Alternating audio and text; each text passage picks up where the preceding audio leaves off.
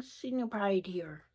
And today I'm going to be discussing the fear of death. So, first of all, it's called Thanatophobia, if you want the official name, but most of us just think of it as fear of death. And it's universal and it's deeply rooted in our cultures. So it's important to address this for psychological well-being, for just emotional comfort. I probably should put a warning up on this one too, because it is a difficult topic. So what is the fear of death? Well, it evolved from our survival instinct, our existential awareness of ourselves, our ability to understand that there is an end. Religion and culture do impact death fears in both positive and negative ways. And how we experience different stages of life also impacts our attitude toward death. There is a philosophical perspective, as I'm sure most people are aware. Epicurus and the idea that death is nothing to us, that was an interesting one. I don't know if I agree with that one, but hey. Heidegger's concept of being toward death and authenticity, and I'll get into that a little more later. Existentialism, such as Sartre and Camus, on confronting mortality. There's also the Buddhist philosophy on impermanence and the acceptance of death. So there are many psychological strategies for accepting the inevitable passing of ourselves and others. CBT, or cognitive behavioral therapy, approaches death in the idea that we need to manage anxiety around it. There's also meditation and mindfulness, and we can confront our own mortality through those processes. There's the concept of legacy and finding purpose and how we leave something of ourselves behind. Of course, there's the role of gratitude and living in the moment. Personal narratives and therapeutic storytelling can also be quite helpful in confronting death. There are cultural practices and death acceptance that we can engage in. And so some of the practices that actually embrace death, such as Dia de los Muertos, and I do hope I said that right, and the Tibetan sky burial, are ways of accepting our death, actually embracing it. There are lessons from rituals, our literature in processing grief and our own mortality. And of course, we look at how Western cultures can change our perspectives on death and start to embrace it rather than fear it. Medical advancements have increased longevity, which affects our feelings about death, about the inevitable. For those of you who have known someone or have read about near-death experiences, they have a psychological impact. And we can look at the role of science in actually just demystifying death and not making it such a fear-bound process.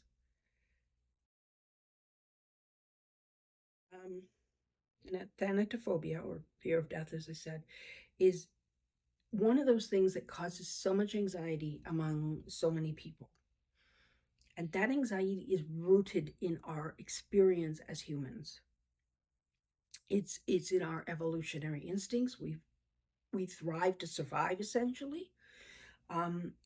It seems to transcend cultural, religious, individual differences. It is a constant. However, death is also an inevitable part of our existence, and our ability to reflect on the past, to imagine the future, and comprehend the finality of the end is important in our ability to cope and strategize how to cope with death. So for many, death represents an unknown, a cessation of self, the potential for pain and suffering, and these contribute to those feelings of fear and dread. Um, the awareness of death also triggers anxieties about the loss of others and the impermanence of relationships and achievements. Things do end. Now, although it's a natural fear, it can be disruptive, and we know this, we've seen people disrupted by this. It can manifest in obsessive thoughts, avoidance, existential despair. It can diminish the quality of life and limit one's ability to live fully.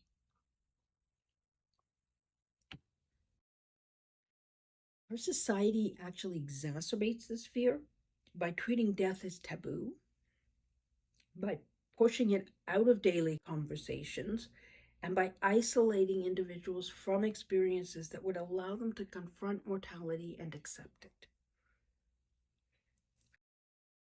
Yet, it's important to address this fear because it's not only essential for mental health, but it can also provide that impetus toward a healthier and more complete, richer life.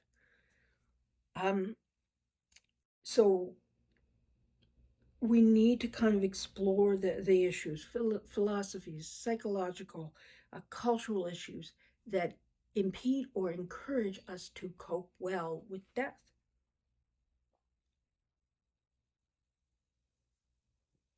Um, Now, the fear of death is kind of ingrained in our human consciousness. It is influenced by biological, psychological, and cultural factors. So the psychological and evolutionary origins of this fear or uh, come from the fact that it is kind of a survival mechanism. Our ancestors' ability to avoid life-threatening dangers was critical for their survival, and hence they're passing on their genes where we come from. Um, because of that, this instinct persists in us, and it manifests not only as physical self-preservation, but also as existential anxiety around or when we contemplate that fear of the end. So this is amplified by basic human self-awareness. Humans possess the ability to reflect on the past and imagine the future. Because of this, we are able to recognize that our lifespans are finite.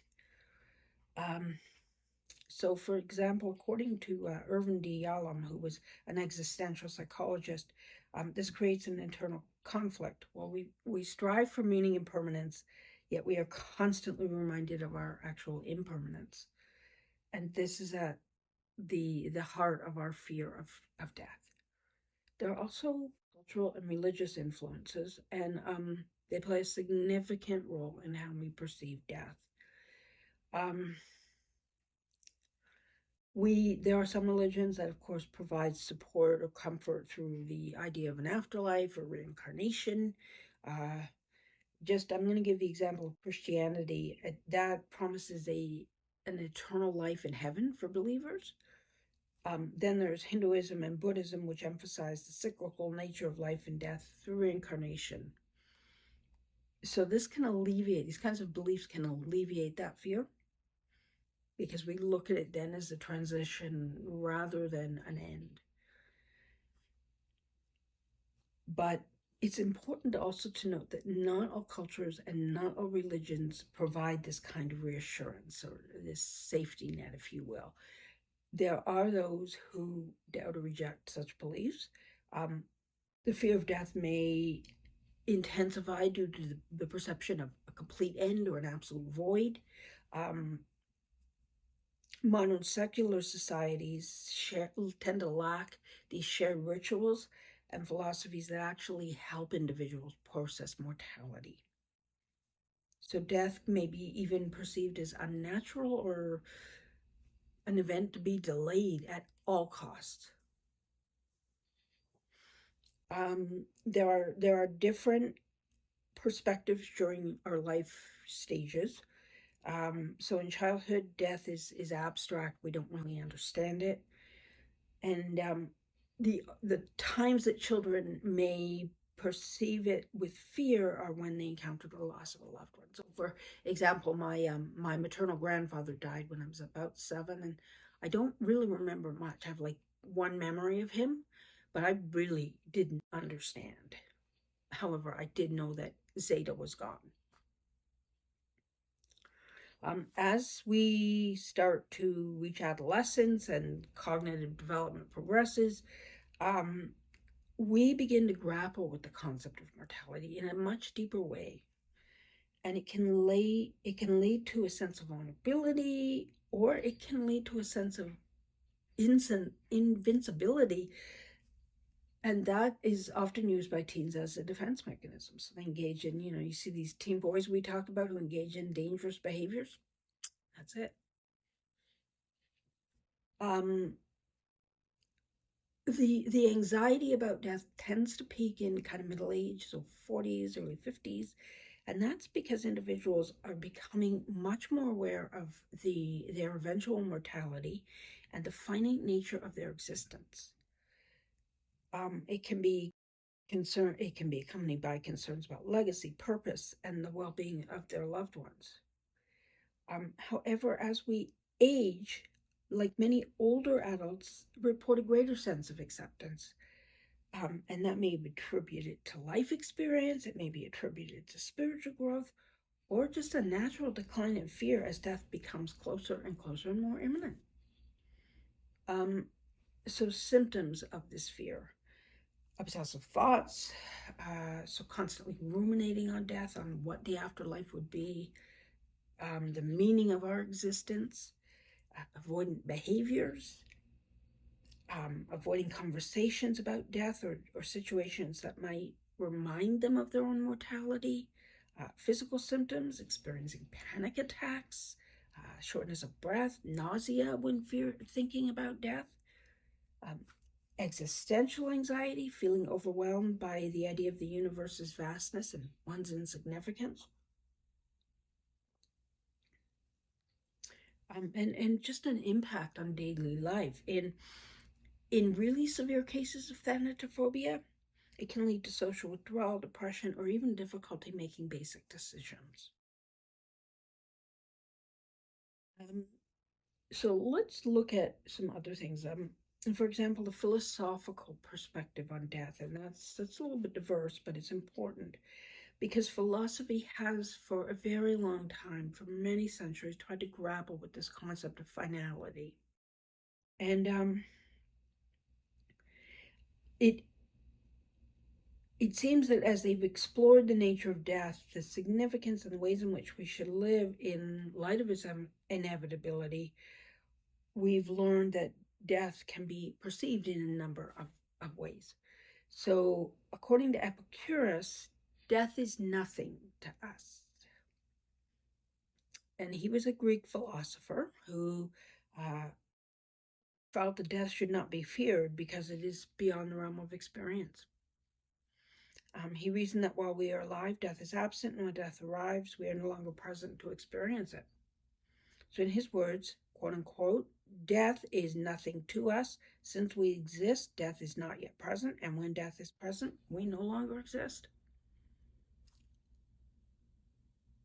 So, he felt that death arose from misconceptions about it, not any actual, not death itself. It encourages us to focus on the present, um, rather than something we can't know. It looks at death as simply marking the end of sensation and awareness. And he encouraged his followers to live without fear and instead pursue a life of pleasure, friendship, and tranquility. Heidegger was the one who talked about being toward death. And he was a German existentialist who took a very different approach. He He wrote the work Being in Time, and Heidegger introduced the concept of being, as I said, being toward death. And he argued that an authentic life requires an honest acknowledgement of mortality. So he felt that most people live inauthentically, avoiding thoughts of death by immersing themselves in distractions, societal norms, anything that would allow them to engage in avoidance. For him, confronting death isn't about succumbing to despair, but rather about reclaiming personal responsibility for one's life. Once we accept the inevitability of death, we are freed from the illusion of permanence and empowered to make choices that align with our values.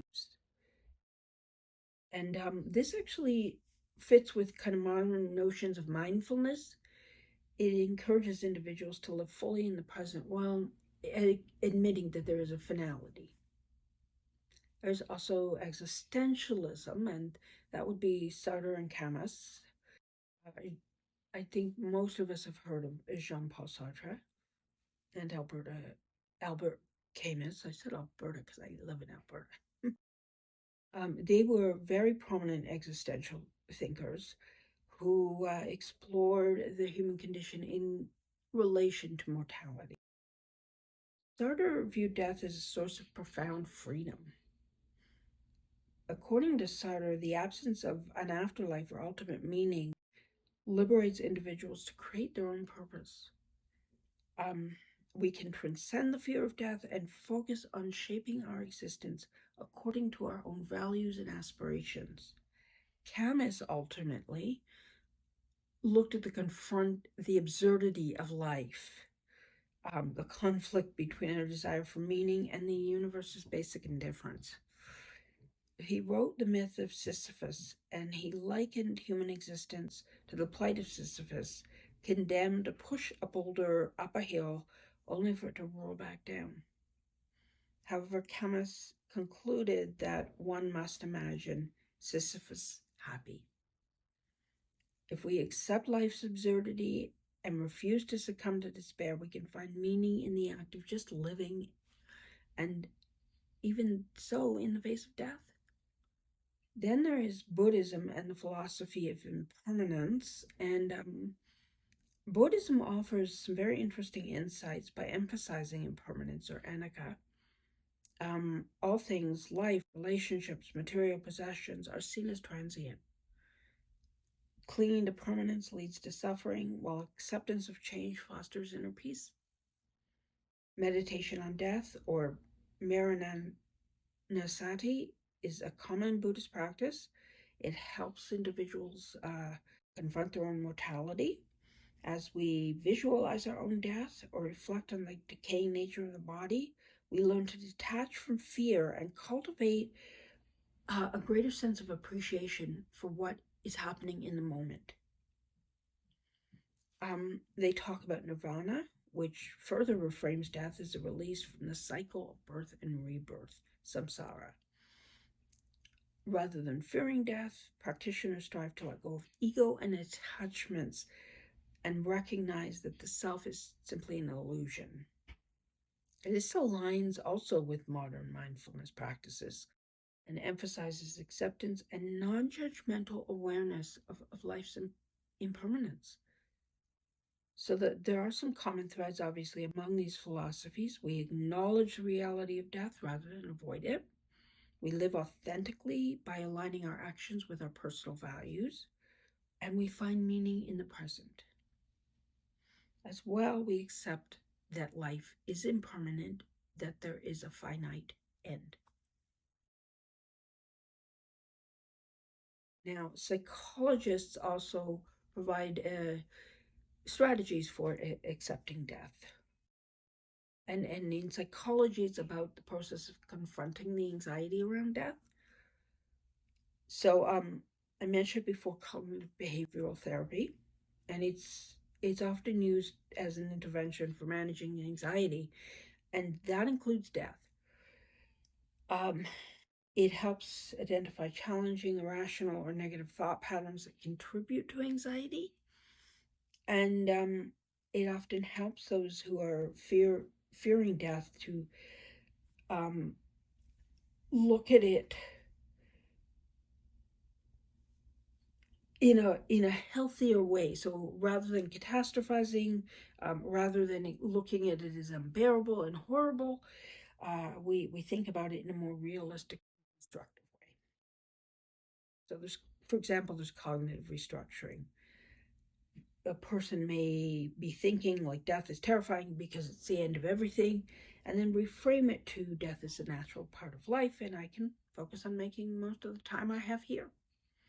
There's also exposure therapy, which gradually exposes people to death related ideas and topics, and it helps to, for example, discuss mortality, read about the process of dying, visit cemeteries. All of that can reduce fear over time, mind you, but it can work. Um, the other thing that CBT does is it encourages individuals to develop coping strategies such as grounding exercises, relaxation techniques, anything to manage that anxiety as it arises. So it's structured, and it does empower people to regain control over their thoughts and reduce the fear of the unknown. There's another one that is very helpful is meditation and mindfulness. Mindfulness is is helpful in that you observe your thoughts and feelings without judgment. It helps individuals detach from fears about the future, and it can reduce ruminations about death and promote a sense of calm. Meditating on death, it's a specific form of mindfulness practice, and it involves contemplating one's mortality in a controlled and reflective manner. So you visualize your own death, the impermanence of the body, and the transient nature of our existence. And it may sound unsettling, but in fact, it normalizes the concept of death, and it helps us accept it over time.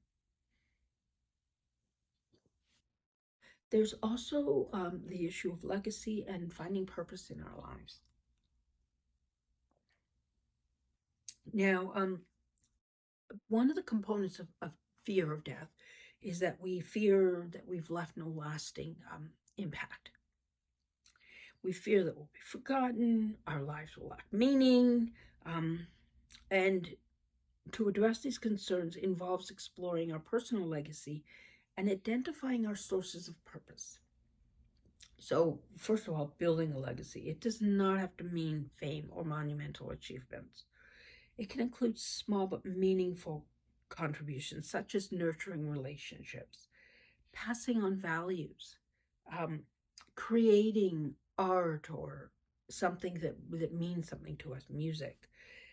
It can help us focus on the ways we influence others and the world around us, and can reduce our fear of being forgotten. So live a life with purpose. So Viktor Frankl was a Holocaust survivor and a psychiatrist who argued in his book, Man's Search for Meaning, that meaning is that found through purposeful living, even in the face of suffering and mortality. So whether through work, relationships, acts of kindness, finding purpose imbues life with significance and makes the prospect of death less daunting. It's helpful to live with gratitude and live in the moment. So, practicing gratitude, and that can simply be writing a daily gratitude list, reflecting on moments of joy, helping us look at the positive aspects of our life. It reduces the preoccupation with future losses and encourages a greater appreciation for what we have at this time in the moment. It's important to live fully in the moment. This, of course, is inspired by mindfulness, this focus, and it involves immersing oneself in the experience of the present rather than worrying about the future. If we engage with life fully, whether through savoring a meal, appreciating nature, spending time with loved ones, spending time communicating with friends, it provides a sense of richness that counterbalances our fears about this finite end. There's also personal narratives and storytelling. And reflection is an incredibly effective tool for processing emotions related to our mortality. So we can share fears, memories, experiences with others that create a sense of connection rather than these feelings of isolation that are often associated with thanatophobia. One way you can do this is through therapeutic writing. So, journaling about death related fears allows us to externalize the emotions, gain clarity, and identify underlying causes of that fear. We can also use it to reflect on life goals and personal values. We can also engage in shared narratives, so participating in support groups or engaging in open conversations about death can normalize the topic and foster a sense of community. Hearing others' experiences can provide comfort and perspective and remind us that fear of death is a shared experience among humans. So these stories often provide a framework for understanding mortality, both of ourselves and those we care about. And like reading memoirs, for example, can help us understand individuals who face death courageously and can inspire resilience in ourselves. There's also the importance, of course, of accepting uncertainty. Um, One of the things that is so much at the heart of thanatophobia is a fear of the unknown. And accepting that it is an intrinsic part of life, that uncertainty, helps us actually come to terms with death. We stop striving for absolute answers and think about what happens after we die and start embracing the unknown. So we let go of control. Death is beyond our control. And by accepting that, it allows us to shift our energy towards what we can influence: our choices, our relationships, our personal identity, and growth. We begin to develop faith in the unknown. Now, for some, that means spiritual or religious connections, and they can provide safety or a sense of comfort in the fear of the unknown. For others, it's just simply accepting that not all questions have answers. We may not know. There are a lot of psychological benefits to death acceptance. So, for example, greater emotional resilience and reduced fear of the unknown, increased empathy and compassion, a deeper appreciation for life's fleeting experience, and a sense of purpose and clarity in our own decision making. We know that there are cultural practices in death acceptance that differ from society to society and impact how we cope. Um, there are societies that have wonderful rituals and artistic expressions. They reflect an underlying need to make mortality real and integrate it in our daily lives. So one of the ones is Mexican Dia de los Muertos, and that is really celebrating life and death. It's vibrant, it's joyful, and it's a celebration that honors the deceased. It's held on November 1st and 2nd. It's an annual tradition. It views death not as an end, but as a continuation of the relationship between the living and the dead. Families build ofrendas or altars adorned with photos, marigolds, candles, and favorite foods of the departed, inviting their spirits to return for a day of reunion. And this teaches us acceptance. Death is natural and even celebratory. We maintain connections with our deceased loved ones. The boundary and between life and death is not so rigid, and it fosters comfort and familiarity with mortality. There is, of course, the Tibetan sky burial, returning to nature. And in Tibetan Buddhist tradition, Jahator, or sky burial, involves placing a deceased body on a mountaintop to be consumed by vultures. It reflects the Buddhist belief in impermanence, anicca, and the interconnectedness of all life.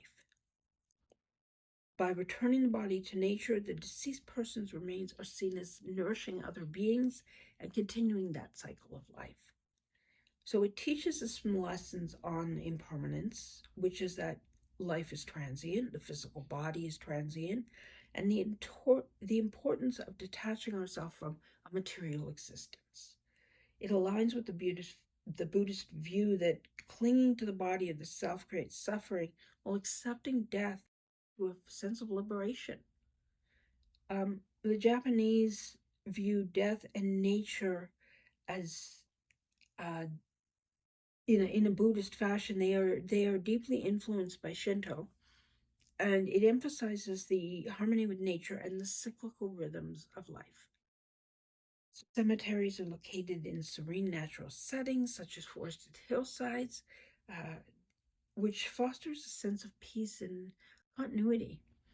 The Japanese practice of hanami, or cherry blossom viewing, also reflects an appreciation for impermanence, as the fleeting beauty of the blossoms symbolizes the transitory nature of life.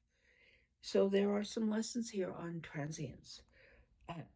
Japanese culture teaches that death, like the falling of cherry blossoms, is a part of life's natural cycle. And by embracing the ephemeral, individuals can develop a deeper appreciation for life's fleeting moments and find comfort in impermanence. And another one is memento mori, or remembering death. So in medieval and Renaissance Europe, the concept of memento mori, remembering you must die, was a prominent theme in art and philosophy. Paintings, sculptures, literary works often depicted skulls, hourglasses, decaying objects as a reminder of mortality. Um, these symbols encouraged people to reflect on their lives. They provided spiritual well-being, or prioritized spiritual well-being, and that we should live virtuously in the face of inevitable death. And these teach us some important lessons on the art of reflection. Memento Mori specifically teaches that contemplating death is not morbid but enlightening. By keeping mortality in mind, we are reminded to live intentionally and focus on what truly matters.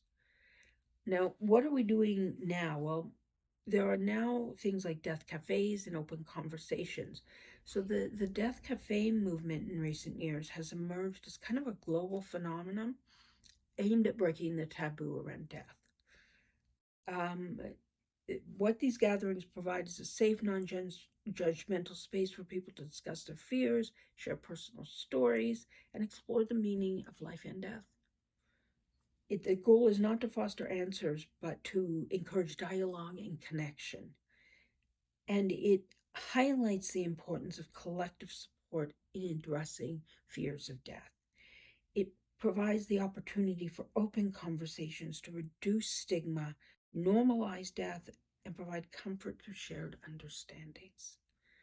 Of course, we also have literature, art, music, creative expressions of mortality.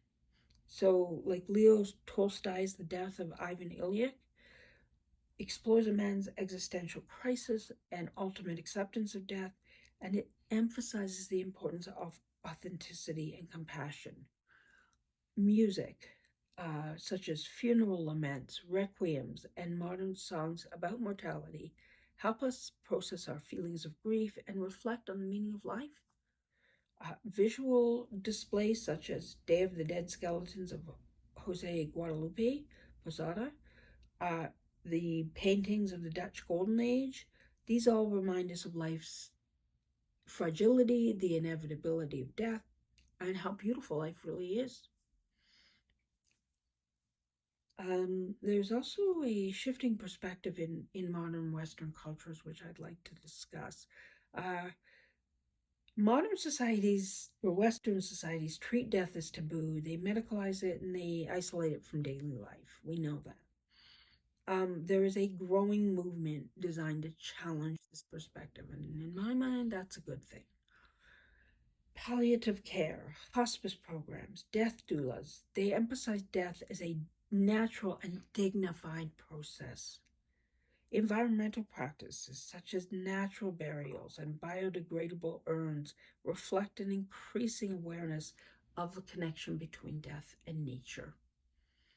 So, what does this teach us? It teaches us that through open discussion, meaningful rituals, and sustainable practices like these urns, Western cultures can adopt a healthier attitude toward death and dying.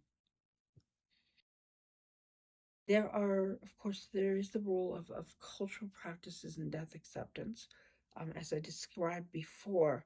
But if we engage with these practices, we can normalize conversations about mortality. We can reframe death as natural and even sacred. And we can draw strength and wisdom from the way others have faced mortality. Um, if we look at the ideas and understandings of diverse cultures, we can expand our own perspective on death and embrace it with greater understanding and a lot less fear. Now, in the world now, we have a kind of the issue of science in the relationship to death. Um, so there have been medical advancements. I described this before. Medical advancements that engage with longevity. They increase longevity. And because the human lifespan has been extended, diseases that used to be fatal, such as smallpox, polio, they've either been eradicated or controlled. Um, Advances in surgery, antibiotics, cancer treatments have improved survival significantly. And these medical achievements do reflect society or humanity's desire to delay death and preserve life. So they have an impact on death anxiety.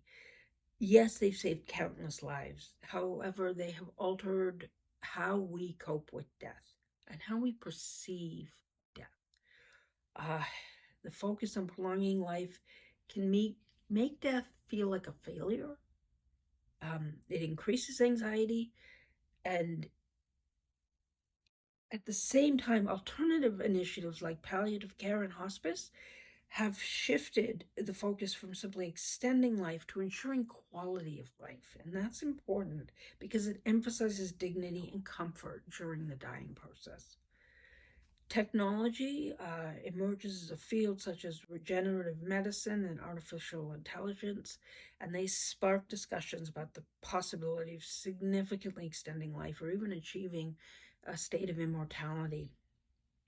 These ideas are controversial, but they do highlight humanity's ongoing quest to understand and confront our own mortality. Earlier, I talked about near-death experiences, and I want to go on a little bit more about that. Those who have come close to death have reported, or who have been clinically death, have reported some common features, such as a feeling of peace, out-of-body sensations, seeing bright lights, or encountering deceased loved ones. And scientists have made a study of this, of course, to understand both the biological and psychological bases.